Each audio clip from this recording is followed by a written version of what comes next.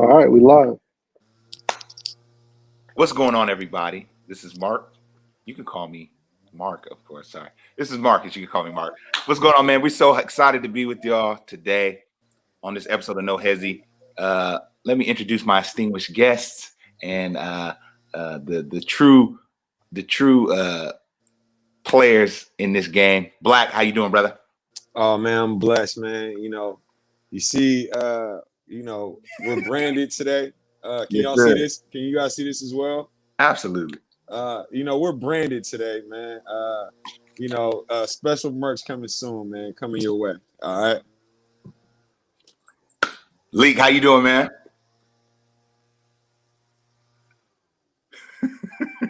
Leek, I think we got you muted. Your audio. Can you hear me now? Yes, sir. All right. Hey, like what Charlemagne says, I'm blessed, black, and highly favored. Is that what he says? Something like that. So, hey, shout out to Mark with the hoodies too. Hey, put that thing up on the screen real quick, Black man. I like that, man. Black, appreciate it. I'm still waiting on mine as well. You're not on that CP time, but it'll be here at some point. But yeah, man, everything's good. I'm out here in good old Virginia in the DMV area, man. So I'm out here for a couple weeks. Me and my daughter, so we just soaking up that good old DMV vibe, man. So which will be kind of in discussion, you know what I mean, with one of the topics coming up. So yeah, absolutely. But I'm good. How are you, Marcus? Man, I'm doing good. I'm blessed as well. Yeah. Leek, while we're there, we want to go ahead and we want to turn it to you, and we want to know what is the temperature, what is the energy in that area right now. We know that the DMV area has had some recent a big trade. Right. Russell Westbrook and John Wall. What's the energy out there, Leek? Yeah. It's so crazy because out in Cali, actually we talked about this trade last week on the episode, and me and Black were discussing how the Wizards clearly came out the victor, adding Russell Westbrook and pairing him with Bradley Beal.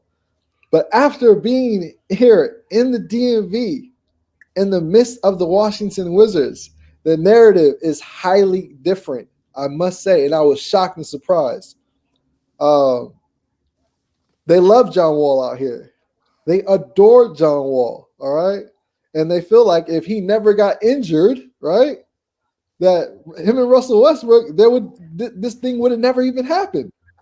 So we look at John Wall's healthy year. He's a 20-10 guy who did take his team to the Eastern Conference semifinals. They lost in a Game 7 against Boston to a team that had Isaiah Thomas, who played his best season. I mean, he'll never have a season close to that, right?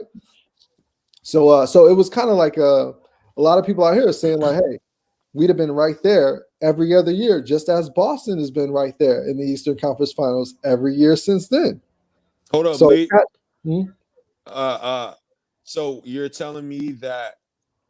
I mean, obviously, I understand they got love for John Wall. He got drafted to that city. He seems like he's well entrenched in the community. Absolutely. And he's done a lot for the community. But you mean to tell me that Washington ain't got love for former MVP and consecutive triple-double having Russell Westbrook, who is a dog on the floor every time he plays and who hasn't been hurt? Is that what you mean to tell me? Listen, man, a lot of the narrative out here is that if John Wall would have never got hurt, him and Russell Westbrook would literally be on the same ascension path. Wow.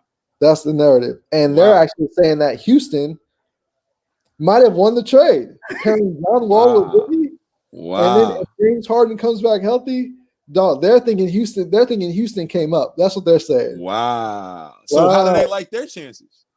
I mean, they feel like Russell Westbrook is cool. You know what I mean? He's no John Wall, but they feel like he's cool.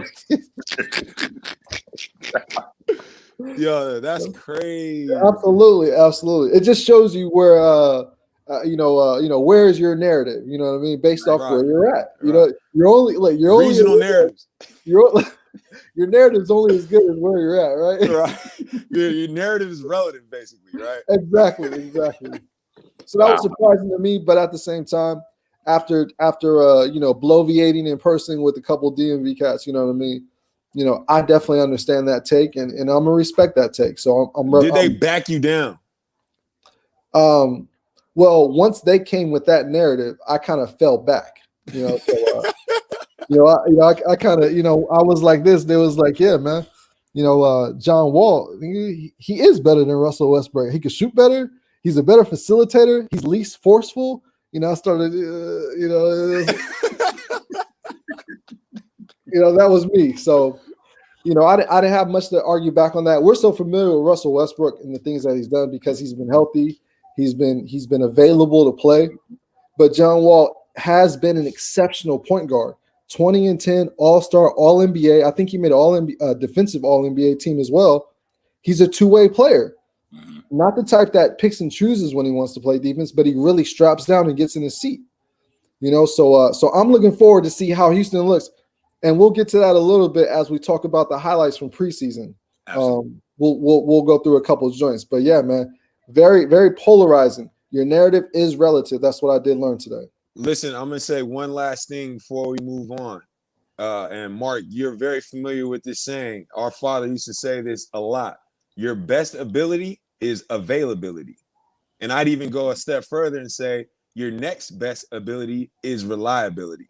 And I'll leave it at that. Wise words from OG. Yeah, powerful words, man. Leek, we appreciate you being there on location and getting the pulse of the community there. We truly appreciate that. Yo, now, shout out to the VA. Yes, sir. Home of Bubba Chuck and other greats. That's right. Mike Vick, what up? Yes, sir. Now, before we move on, we would be remiss if we didn't acknowledge everyone who's watching this live. We appreciate you.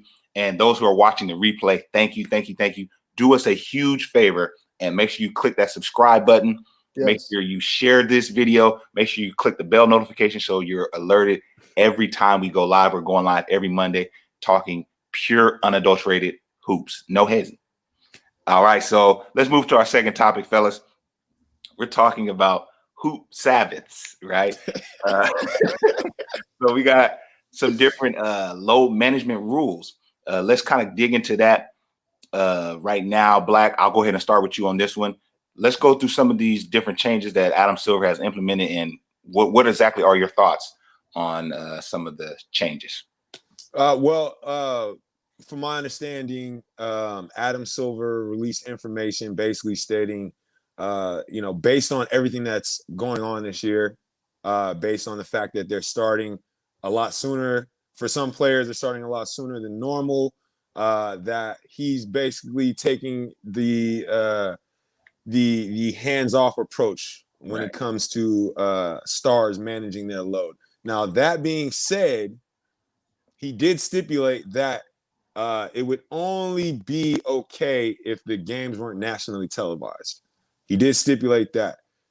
So, Leek, I had a question for you guys that was asked to me, and Leek, I'm gonna throw it to you. How does this affect the lower tier teams? Because obviously teams that aren't as good are going to be rested on. They're going to be slept on, basically. So how do you think this affects the low-hanging fruit in their attempts to either move up in the draft or possibly move into a playoff slot? Man, that's a great question.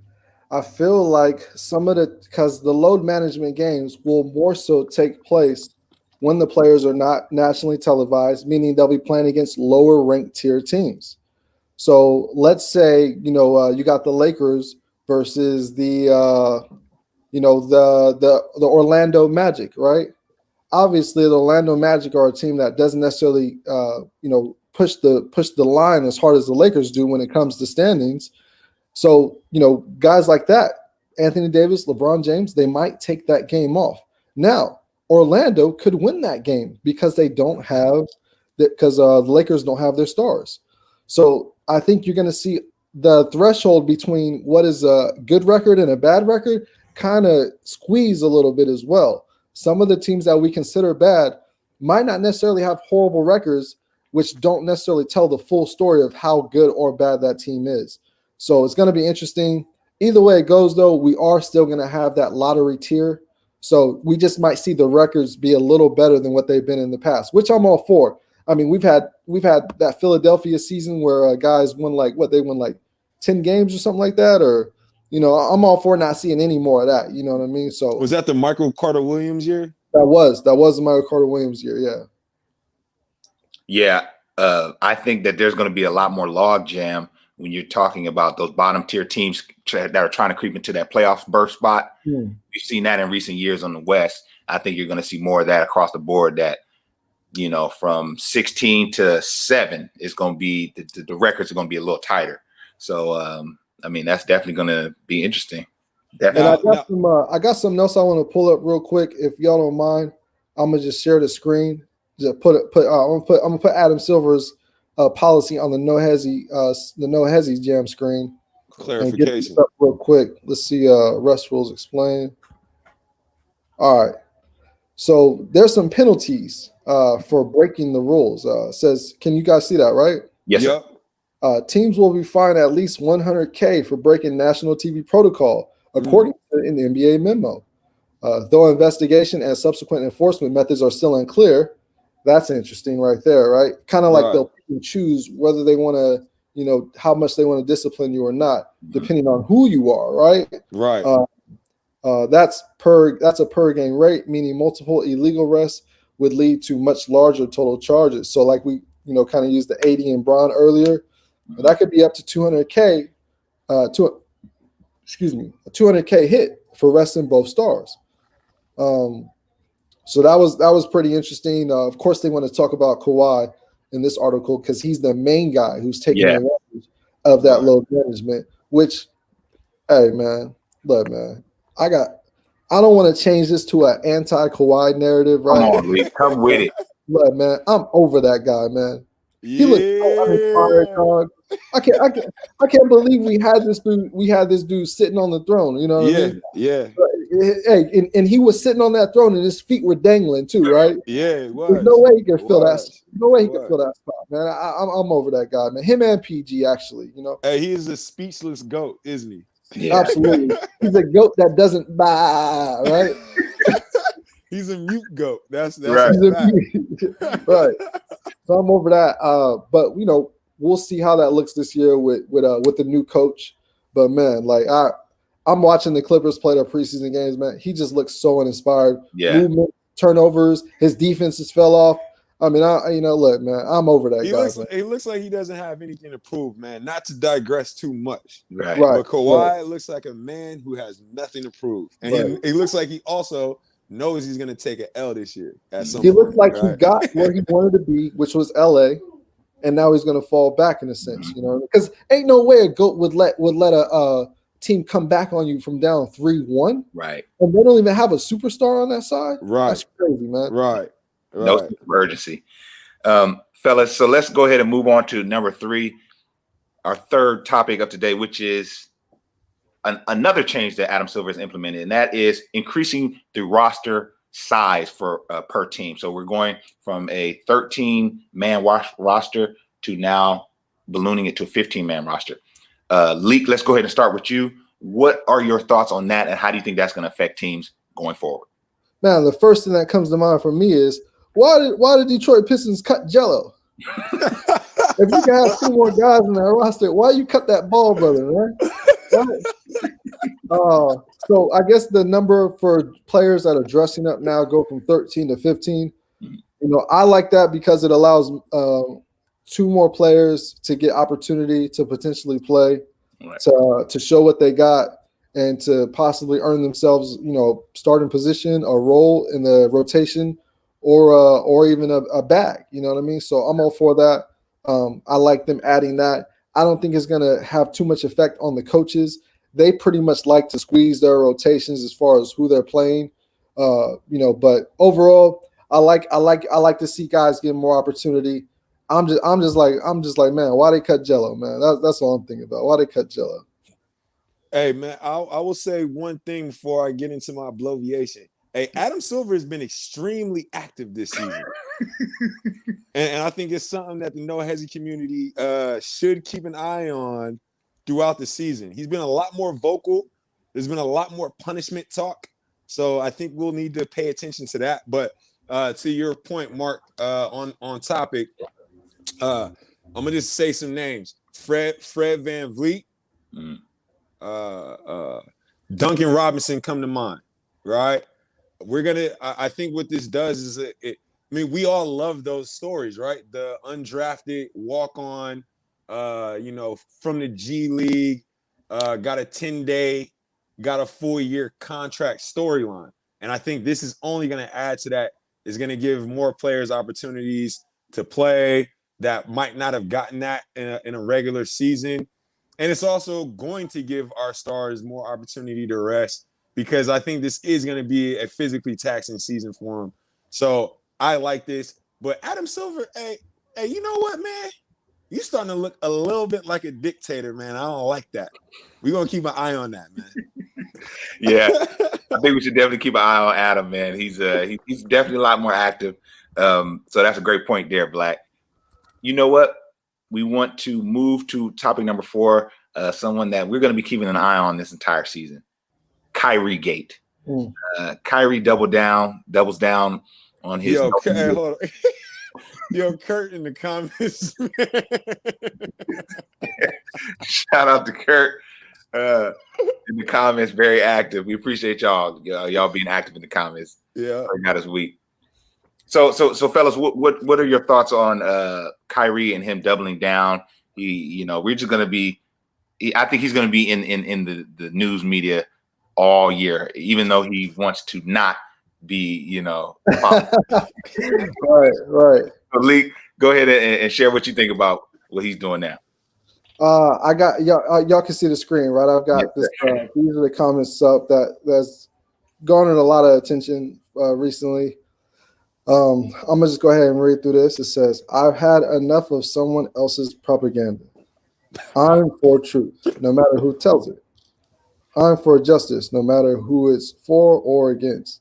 I am a human being first and foremost.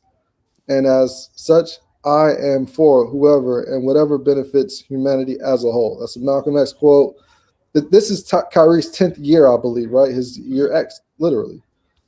He says, "I pray we utilize the fine money for the marginalized communities in need, especially seeing where our world is presently.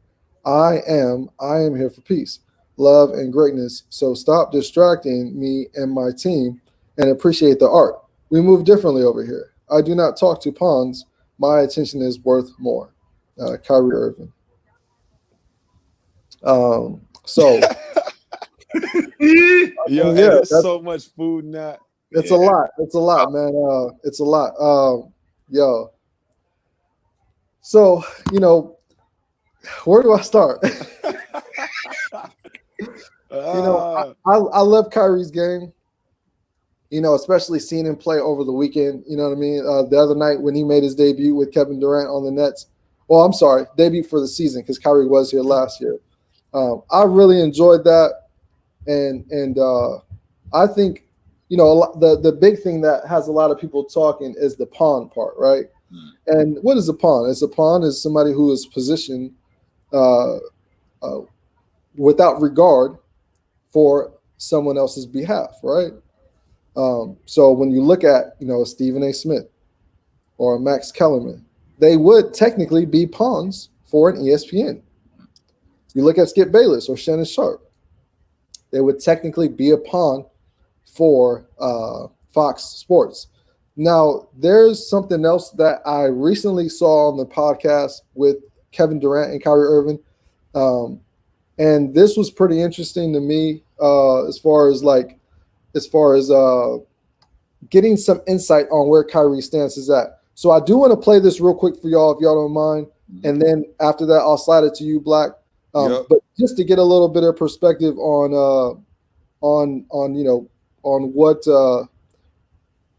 what Kyrie's stance is and how he sees himself and who he represents. So let's see. Tell me if you guys can hear this. All right. So this is from the Kevin Durant podcast. I saved it, so I'll go ahead and run that. So I think what I've learned is to take my opinion about someone else's opinion and it's a response, it's a reaction. And I'm not a reactionary person, but I can be impulsive with things I say, and I accept that. So I think what I've learned is to take my message and make it a lot more clear. Hey, I stand for my Native, Indigenous, Black men and women, my kings and queens, Hispanic, Latin, all of the seeds of the earth that have been here before, white America or this white, ideology of who we're trying to be and what we should do. Sometimes I feel like I have to hide my gifts to dumb it down to be a basketball player. Mm-hmm. Yeah, I study philosophy. Yeah, I'm a scholar. Yeah, I'm a nerd by trade. Like, I just happen great at basketball because I put in enough time, just as anyone else. I love to be inquisitive about reality. I love to learn about other great minds that have questioned the very reality that we're in. I can't just say I want to be great at this one thing and then not put in the time to do that.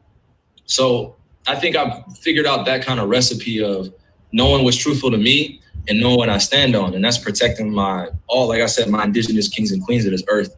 And however that comes, I'm gonna speak up on it, Was it hard for you to not? All right, so that right there is what I wanted to play. So that's something that Kyrie has not said to the media, obviously, right? That's letting us know where his mentality is and what he stands for, which would be, Black people, Latin people, indigenous people all across the world, and basically society prior to colonization. So now we get to see why he's somewhat so eager to push back against certain narratives or certain people trying to push him into certain narratives. So I just wanted to play that for a little more insight as to where Kyrie stands. And I agree with him on that front. I do stand for those marginalized communities. That is definitely where my mentality would be. Of course, you got to move in a certain way to kind of be so that way you can get your point across and it can actually be understood. I think that's the part where Kyrie's kind of not necessarily, he doesn't necessarily know how to bring these things out or how to do it in a manner that it is actually helpful. It's causing more negative attention than positive. But yeah, so I just wanted to play that, and I'll slide that to Black. I just want to say this, and what he said, there is that's commendable, right? But I'd ask him, how does he feel about the people of China? Right? You can only be so woke as a Nike asset, right? I like to ask him how he feels about Nike's manufacturing practices, right? I guarantee you he would not be saying that, right? So, and I hadn't heard that clip, but I'm definitely a little tight about that, because as much as we can agree with his statements in that regard, he's working for a big corporation. How woke can you be working with Nike? You know what I mean? That aside, we spoke about this on the last pod about how this was going to be his protest, right? And it's looking like that's coming to fruition. Like he's literally going to take the stance of, I'll eat the fine, whatever that costs, but I'm still going to stick to my guns and control my own narrative, which I don't have a problem with necessarily. But you benefit more from speaking to the media because you can get that message across in a broader, more expansive way, speaking to a Skip Bayless, speaking to a Stephen A. Smith, than if you taking this approach of, I'm going to black out and just only do it on my, because you're only going to be speaking to people who care about what you have to say anyways, right? So, this is, this is going to be a story thread that's going to be throughout the NBA season. But, I don't know, man. Some of the stuff he said, even in that interview too, he's a scholar and things of that nature. That remains to be seen, right? But because has he given us any facts either to back that up?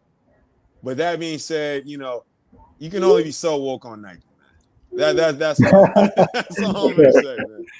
You know, I'm gonna say this, man. I really enjoy this topic because it's like sports interjects with social issues, and you two guys are extremely deep thinkers, even off air and in our conversations. So I enjoy hearing your perspective on this, and I hope the Hezi community,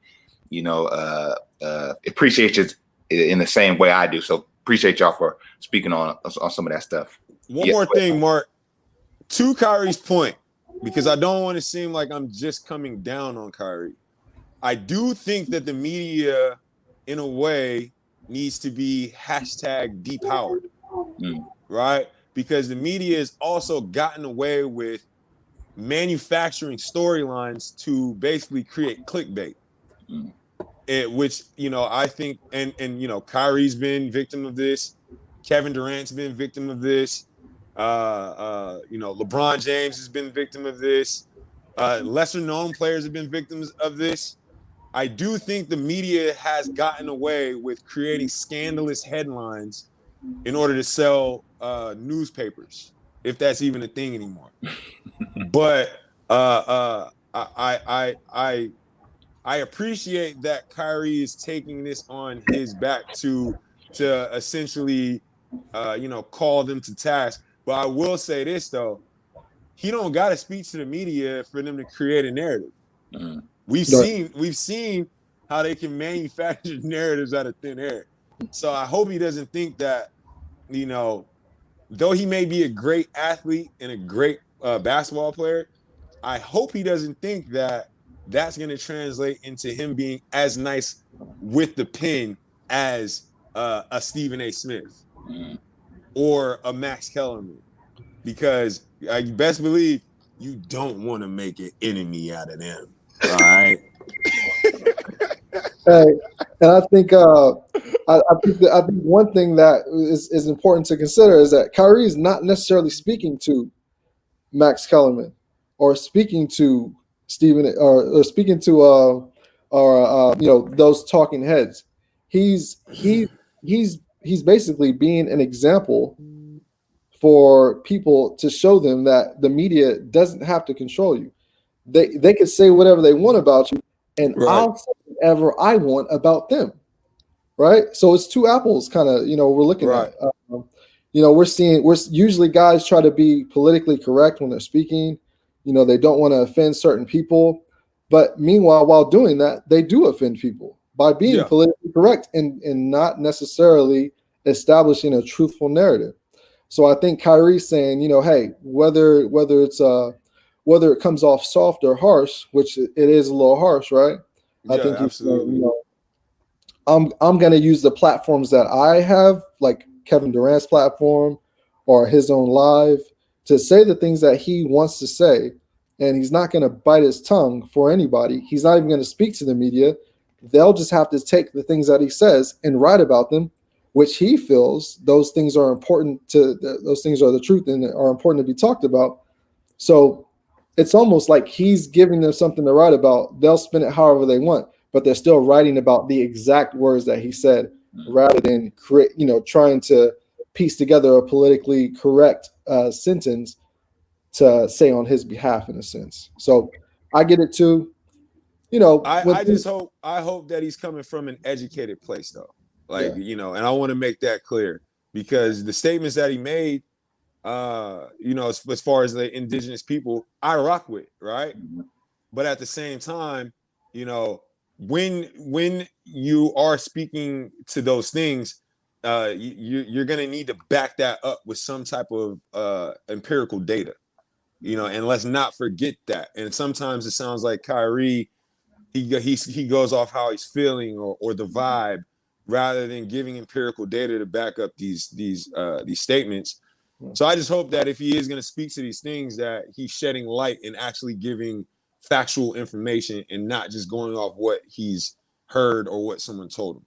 Not saying that that's what he's doing, but we can run the risk of that in this standing space. up for the marginalized communities that he mentioned. I think we all don't need necessarily to go through the data to see how they've been marginalized, right? That's a fact. I think we all don't need to go through the data to see how the media spins narratives to get clicks and views, sell papers, to get attention.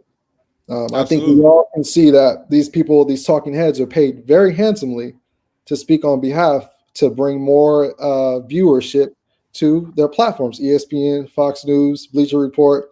How is he going to be different than that though? Well, if that's the problem, yeah, then he needs to be different than that. And look, I'm not saying that I agree with everything Kyrie says. Let's be very clear, because I know the thing is, a lot of people, they can be a bit narrow-minded and say, well, look, he agrees with everything Kyrie said because he's sticking with, So let's not do that. I mean, what I do see Kyrie is my brother, right? And I see him looking to take a stand against something that he feels strongly about. And I feel strongly about it as well. But we all have different ways of going about things, right? Yeah. And this is how Kyrie is choosing to go about them. He's empowered himself through his sport and his gift to be able to have the platform to do that. And, at the end of the day, I do respect that. And, I can clarify what is factual and what's not. You know what I mean? And I hope all of our No Hesi viewers out there can as well. Right. Absolutely. So, guys, we're going to have to table that one. We're definitely going to be coming back to that throughout this season, I'm sure. So let's move on to some of our other topics. Preseason weekend kicked off this past weekend. Leek, I'm going to turn it back to you to get your thoughts on, any highlights or anything that stood out from this weekend. It was just good to see basketball, but Leek, I'll let you go. Absolutely. I mean, I enjoyed it as well. I'm very happy that hoop is back. I've even for the viewers here, you know what I mean, in case they might have missed some things, I even pulled up a couple of joints just to kind of get us back in the No Hesi groove of things. I'm gonna put some highlights on the screen, man. We can look at the top 10 plays, the opening night, man, opening preseason night, and let's just rock out for a little bit. All right. Yeah. Let's see. So let's go. Let's start with this. You know what I'm saying? We got the top 10. What we got right here, the Houston Rockets or Jeff Green. Yep. Let's take these off real quick. Ooh. And I will say the New York Knicks look very girthy. Pause. I agree. Yeah. They got a lot of athletic. Look at Eric Gordon. Dang Dollar from the logo range, right? But that's so easy for him too. Yeah, it's crazy. Ooh. Harry Giles. Harry Giles been playing up. Highlight that man, Leek. Shout out to Harry Giles, man. Did he go under the legs? Ooh. Yeah, he did. Oh, weird shit.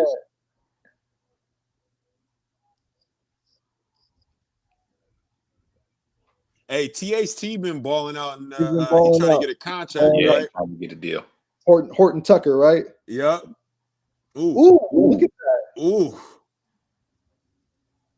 A lot of block work, right? Yeah. Uh-oh. Hey, Gordon. Yep. With the fro, too, letting the fro hang out. Looks like he's looking to be very aggressive this season, right? Yeah. That's number 1, though? Yeah. That was decent. Yeah. So I just wanted to kind of throw some highlights out there. The energy is back. We are here.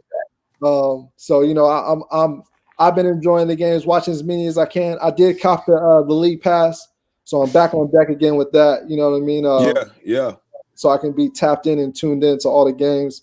But yeah, man, I've been impressed. I'm happy it's back, and it's literally just turning up. It's just gearing up. You know what I mean? Yeah. They're knocking the rust off. They're knocking the rust off. My bad. Exactly. Yeah. Black, what was your thoughts on this weekend?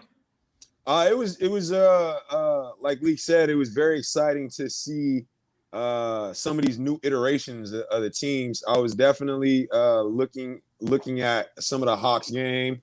I was definitely, obviously, I watched the Lakers and Clips. Even though AD and Bron didn't play, I wanted to see some of the newer guys, how they fit in. Dennis Schroeder looked cat quick out there, boy. I tell you what. Shoulders and all. Yeah, we don't gotta worry about him pulling up either, which is good feeling.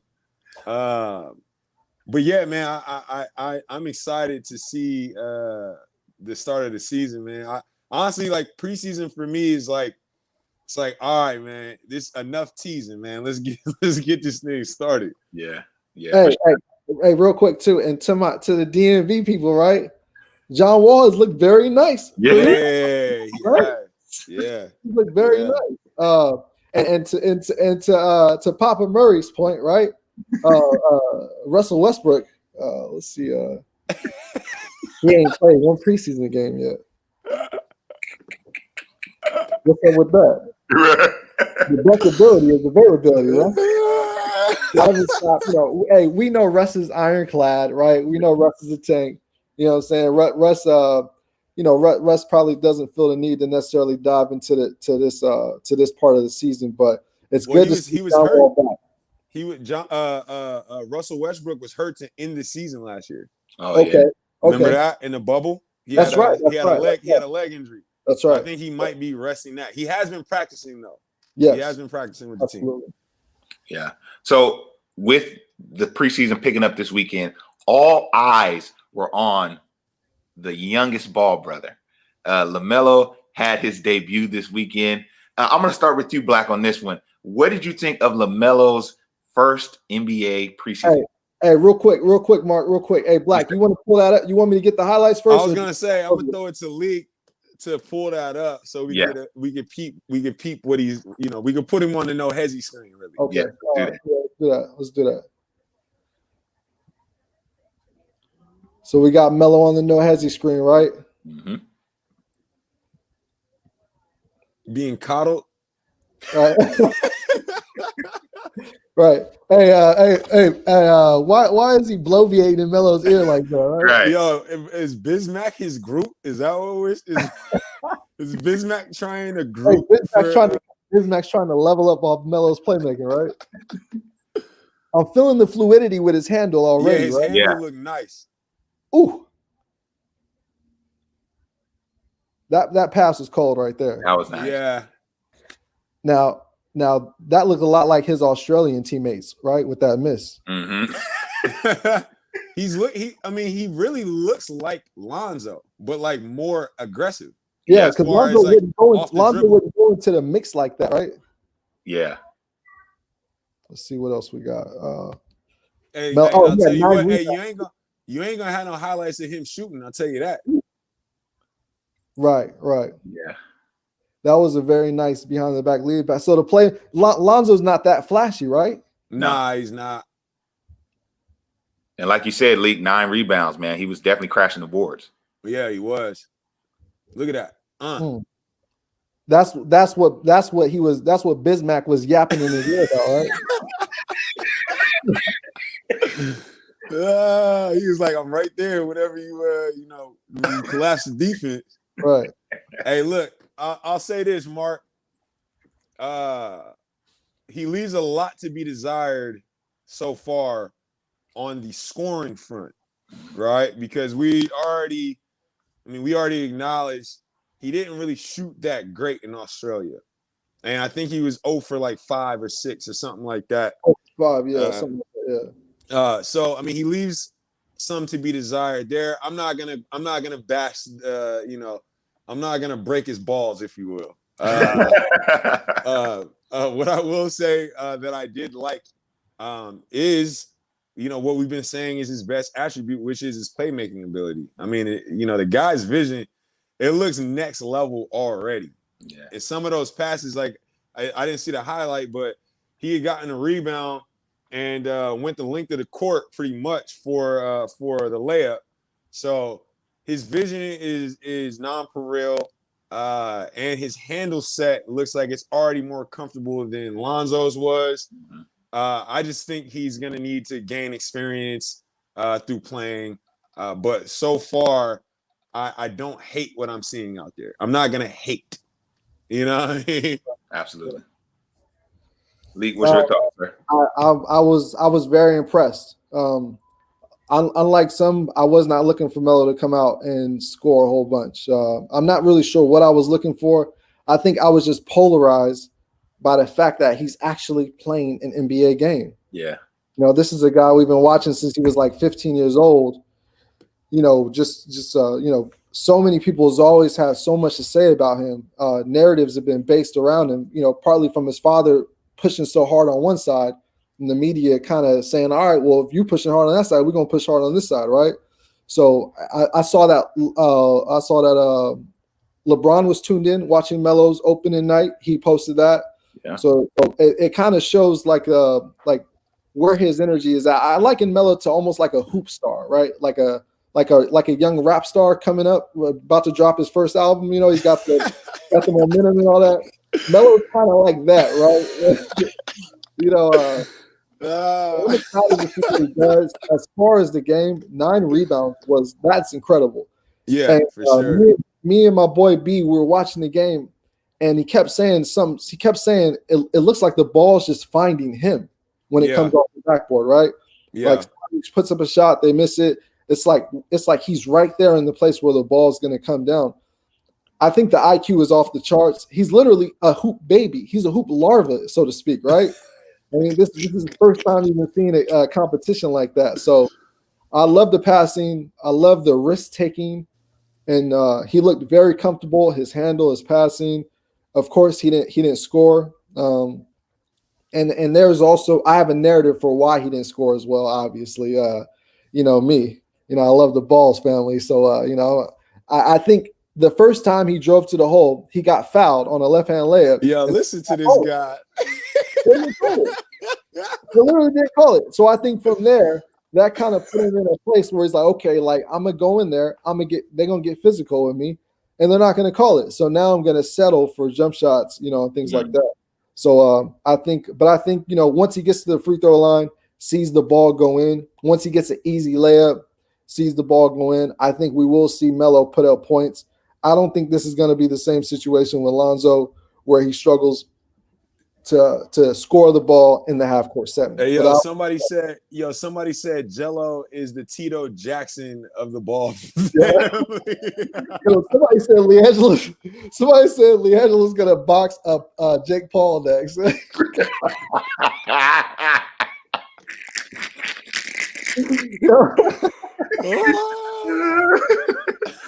Yo, man. Shout out to everybody in the comments. Shout out to Lynn Watch. Shout out to the No Hesi community, man. Y'all got me weak already, dog. Hey, Emil, I see you in there, man. Yeah, what's going on, man? Right. So, but I think overall, I think Melo's in good hands. I think they play. I don't know if they play tonight or they play. I know Lonzo plays tonight. So we're gonna see. Hey, Lonzo better play up now. Yeah. Coming in, turning. Right, Lonzo better show something tonight. Hey, listen. Hey, don't be surprised if Lonzo Ball is not on New Orleans by the end of this season. Yeah. Is that a predictive narrative, Black? Man, we're working on that. Okay. Man, yeah, it was definitely a great weekend for hoops, and LaMelo is definitely turning heads, and we're gonna keep our eyes on him. So now we want to get into our last and final topic. The meaty topic for this week. Before we do, once again, we want to thank everybody who is watching us live and those who are watching us on replay. Thank you. Please click the subscribe button, click the bell notification. We're going to be doing this every Monday, talking hoops. So, fellas, the top NBA 100 ESPN power ranking came out. Let's get into some of this. Leek, if you can't pull that up while I'm bloviating. Let's get into 1 through 10. And we're going to see, are there any standouts? Are there anything that looks out of order? We're going to start with, let's start with Black on this one. Well, go ahead. Yes. I mean, there's definitely cause to pause in the top 10. Now, I have no problem with the names I'm seeing in the top 10, but I do feel like the order of the top 10 is a little knee-jerk. Putting Anthony Davis at number 2, off rip just because he was on a chip tape, right, I think is a little bit extreme.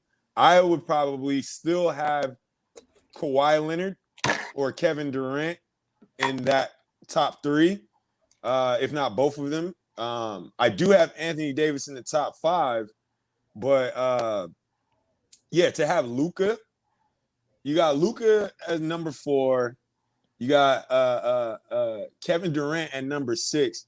I'm just curious to know like what the criteria is for these for the rankings themselves. You know what I'm saying? You know what, Black? Before you go, Leek, I think it was very bubble centric. I think that played a huge role in this. Is what we had just saw in the bubble. But Leek, I'll let you go. No, hey, that's a great point, Mark, and I agree with that. We look at this list, we obviously see the bubble written all over it, right? We see COVID written all over it, actually, right? Like a COVID list, right? We see Anthony Davis and LeBron James at the top of the list. I mean, hey, I can't really argue with that. LeBron James, MVP of the finals, NBA champion, 18 years, been doing this. This is a ranking system, right? And we look at the guys that come into the league, they're also ranked. Right. We were just talking about LaMelo Ball. He was the 3rd best prospect that was available in the entire world in the NBA or for the NBA draft. We look at LeBron James. He's been ranked number 1 in his class since he's been in 8th grade, right? Yeah. He was the number 1 pick in the world.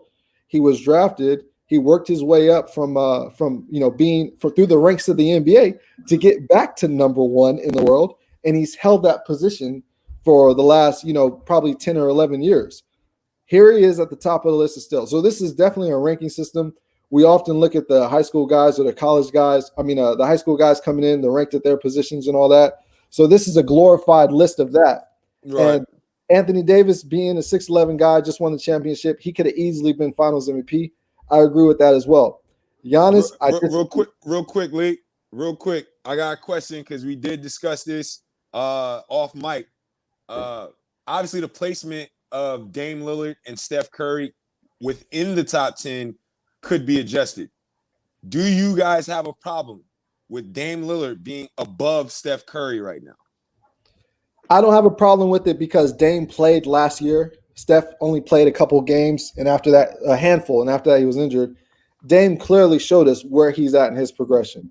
So I don't have a problem with him being above, Curry or Harden. He seems like a more responsible player, and he played extremely well. What do you think, Mark?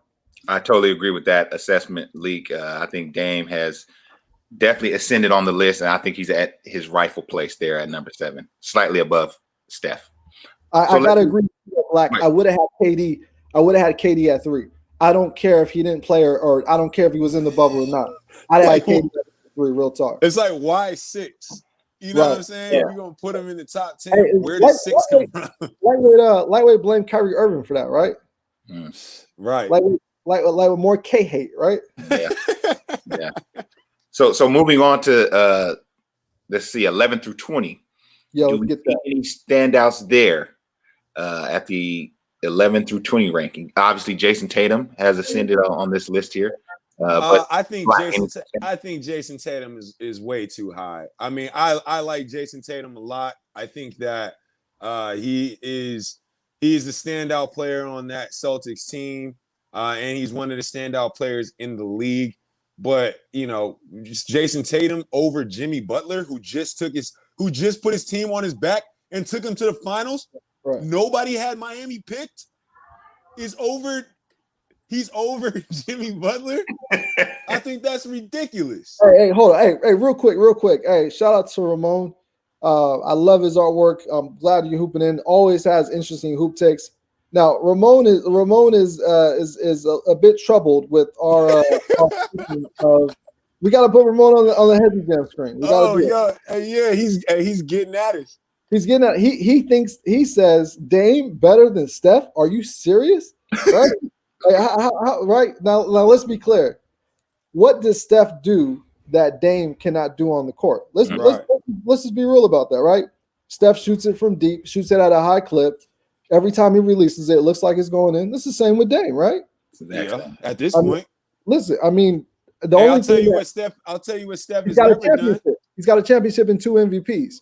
I'll tell you what Steph has never done, Leek. That's my only thing. Yeah. I'll tell you what Steph has never done, Leek. And this goes, I love Steph fanboys. I love it. Yeah. Steph Curry has never put a team on his back. He's never put a team on his back. Dame Lillard has put the team on his back the last 4 or 5 seasons. All right. So I don't want to hear nothing until we see the end of this year and we see what Steph's looking like, what that body's looking like. All right. Ramon, I ain't got no problem with you. Hey, but you don't want to make an enemy out of Black Moses.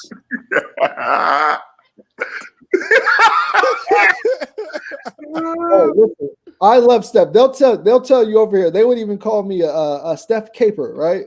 Some would even say I wear that, But I got to be honest. Steph didn't play last year, and because of that, we do have to look at him in a certain manner. We didn't forget about him, but we still have to look at him in a certain manner. Dame set the league on fire last year. All right, he literally popped the bubble, right? Yeah. And those being very similar players, and Dame playing at a high level. I mean, I would say I have no problem putting Dame with the weight that he carries on a 82 game basis. I have no problem with putting him up. You put Dame on the Warriors and see what happens, right? The same thing, right? Hey, might even they might even be tougher. All right. Shout out to Ramon, man. Shout out to Ramon. Yeah, shout out to you, Ramon. So fellas, aside from the Jimmy Butler, Tatum, do you see anything else that stands out in this 11 through 20? Why is Bam Adebayo so high, man? What?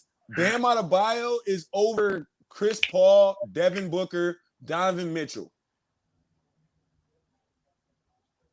I mean, come on, man.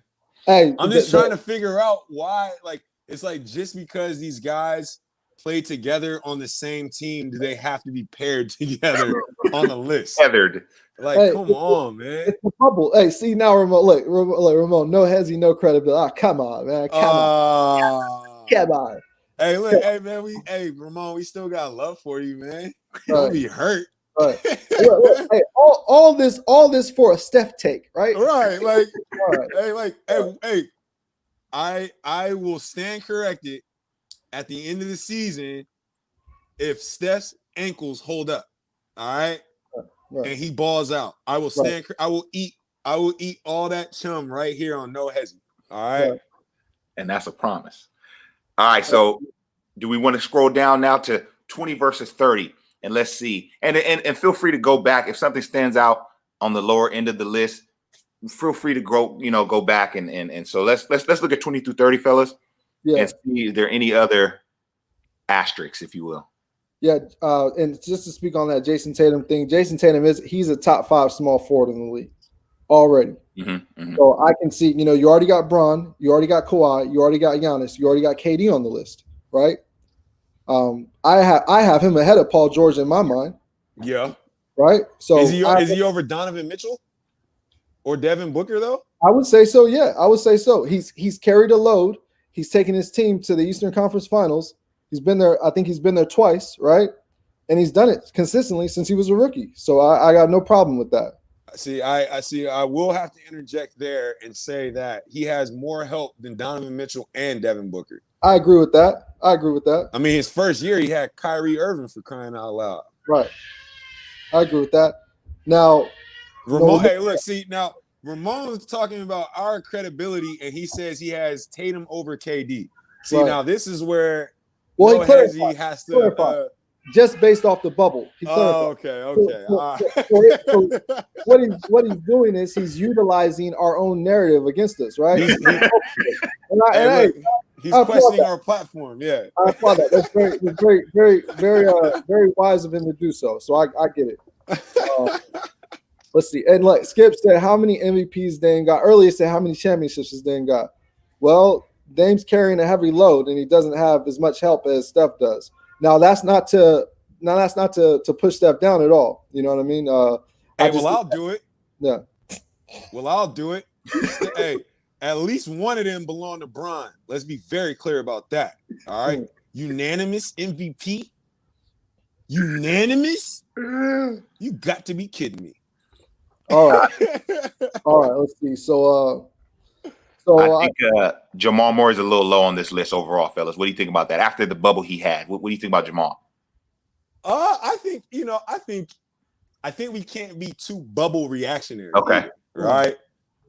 Jamal Murray definitely had a great run in the bubble, but I think that's fair. You know what I'm saying? 20, he's a top 20, 21. Okay. He's on the cusp.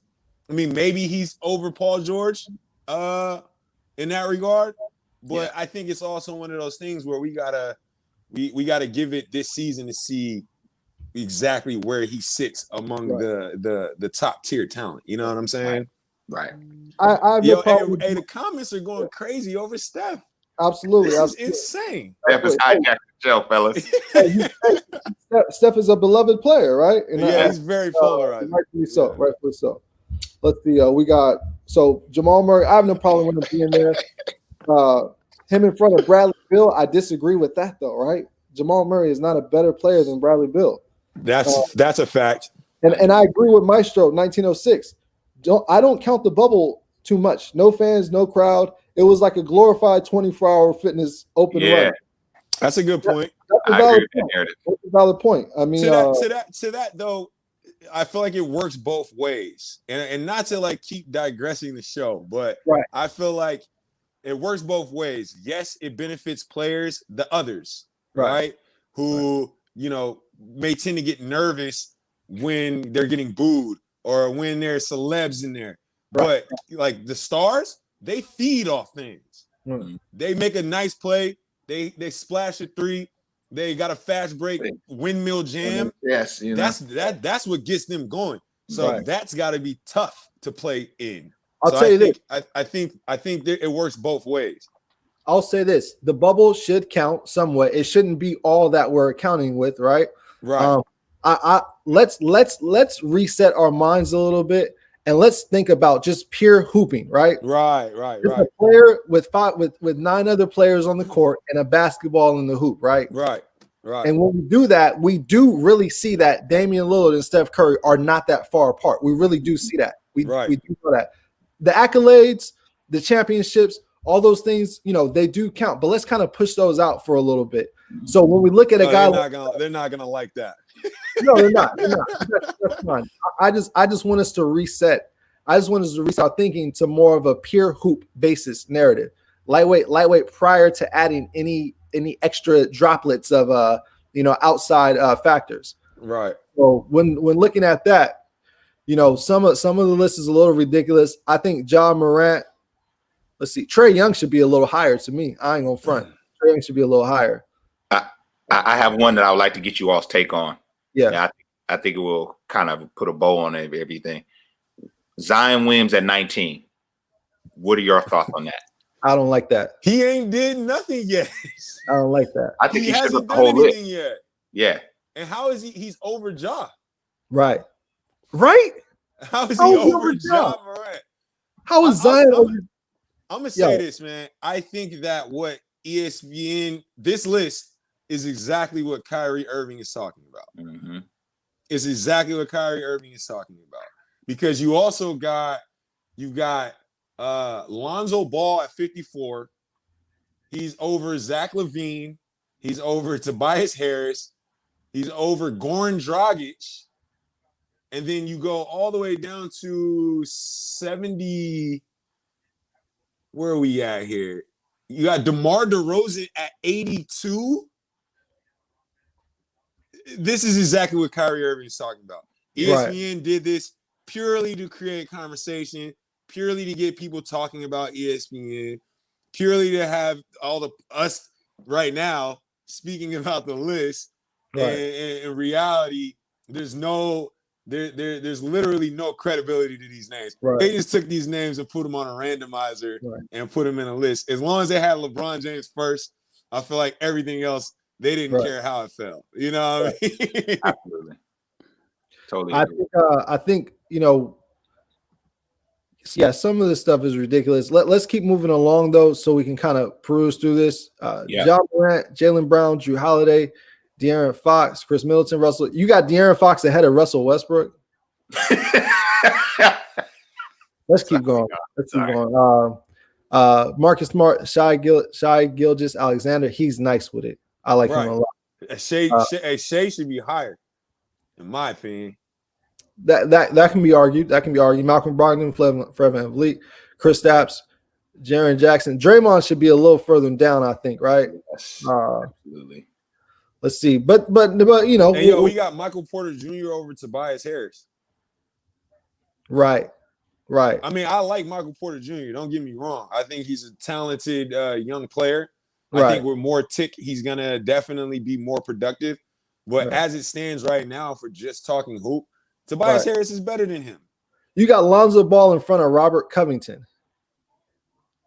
Lonzo Ball is way too high. He is. He is. Come on, man. Robert Covington has been an excellent player to fight his way up from the G League to undrafted G League and all that. He's been an excellent player. I would definitely put him in front of that. Tyler Hero at 59. Man, I wouldn't have him that high at all either. This is all you need to know that this was bubble centric. TJ Warren is at 63. All he had was that bubble game.